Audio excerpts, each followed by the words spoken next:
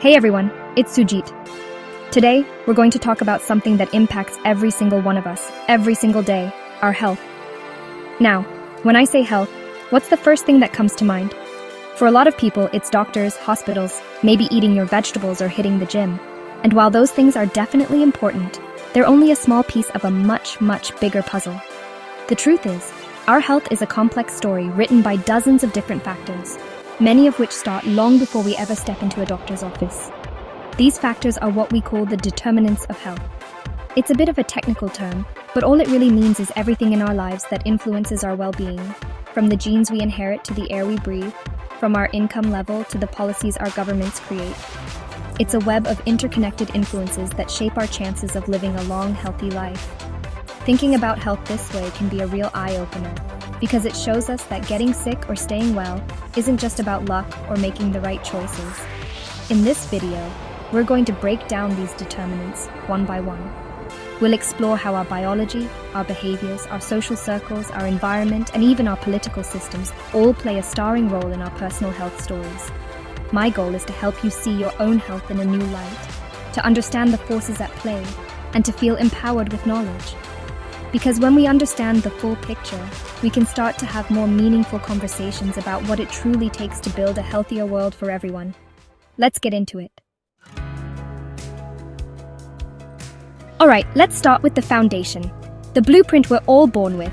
I'm talking about our biological and genetic factors. This is the stuff we can't change. It's the hand we were dealt at birth. Think about your family tree. Does heart disease run in your family? What about diabetes or certain types of cancer? This family history isn't just a collection of stories. It's a set of genetic predispositions that can increase your risk for certain conditions. It's crucial information that your doctor needs to know to provide the best possible care for you. It's the nature part of the nature versus nurture debate, and it sets the stage for our entire health journey. Beyond family history, basic biological traits like our age and sex play a massive role. As we get older, our risk for chronic diseases naturally increases.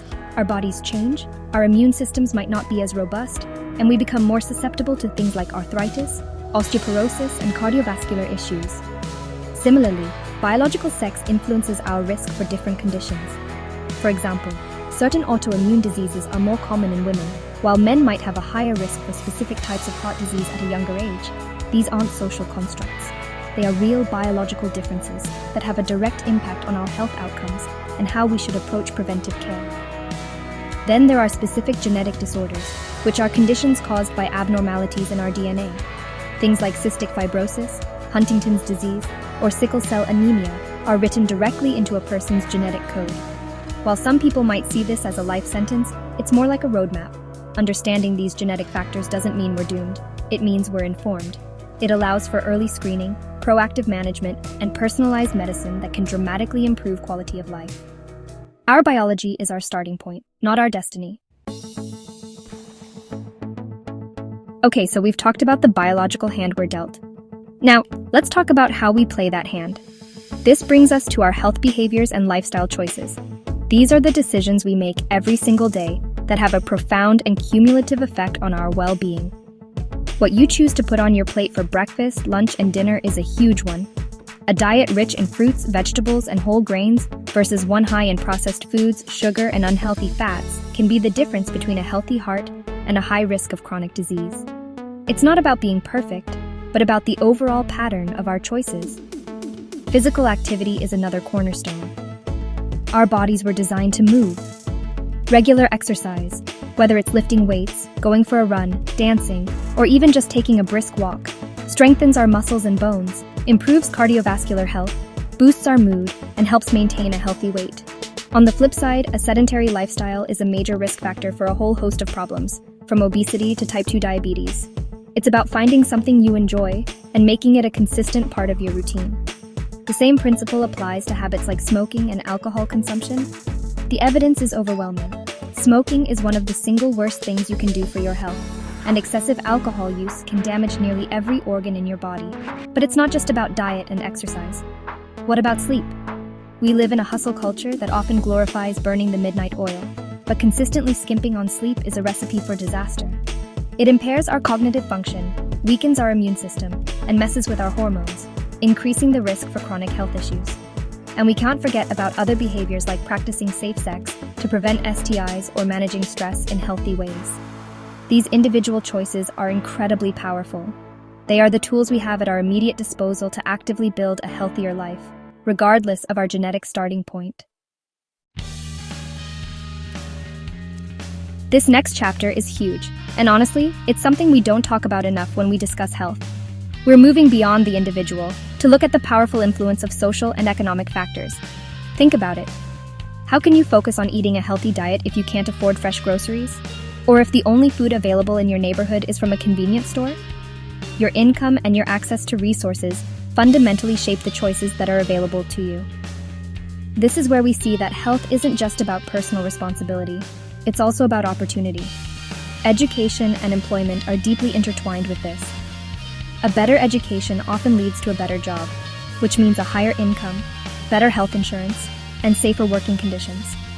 Someone working a stable 9-to-5 office job with paid sick leave has a very different set of health opportunities than someone working multiple low-wage jobs with no benefits and unpredictable hours.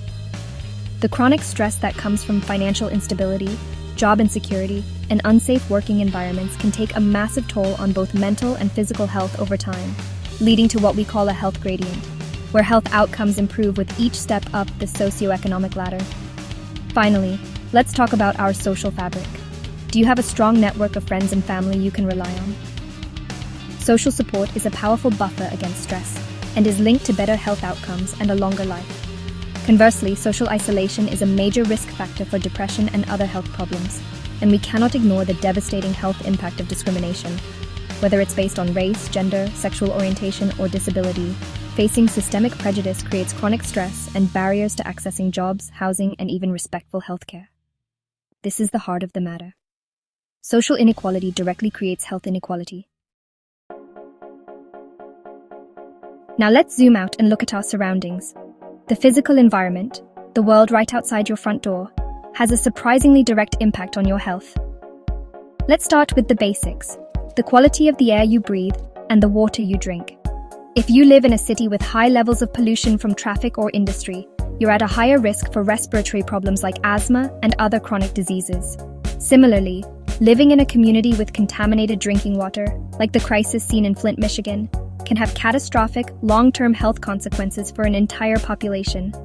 These are environmental exposures that are often completely outside of an individual's control. The built environment of your neighborhood also plays a key role. Do you live in a place with safe, well-lit sidewalks and parks where you and your kids can play and exercise? Or is your neighborhood a food desert with no grocery stores, surrounded by busy highways with no safe place to walk? Access to green spaces like parks and community gardens has been shown to reduce stress and improve mental health. The safety of your neighborhood matters too. Constant exposure to violence or the fear of crime creates chronic stress, which we know is incredibly damaging to long-term health. Your zip code can be a stronger predictor of your health than your genetic code. This extends to the very roof over your head. The quality of your housing is a critical determinant of health. Living in a home with problems like lead paint, mold, pests, or inadequate heating can lead to a range of health issues, from lead poisoning in children to severe allergic reactions and respiratory infections. Overcrowding can increase the spread of infectious diseases.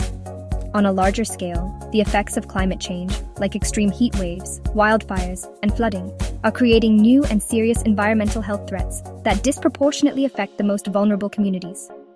A safe, clean, and stable environment is not a luxury. It's a fundamental prerequisite for good health. So you've got your biology, you're making your lifestyle choices, and you're living in your environment. But what happens when you actually get sick or need preventive care? This is where the fifth determinant comes in: access to health services.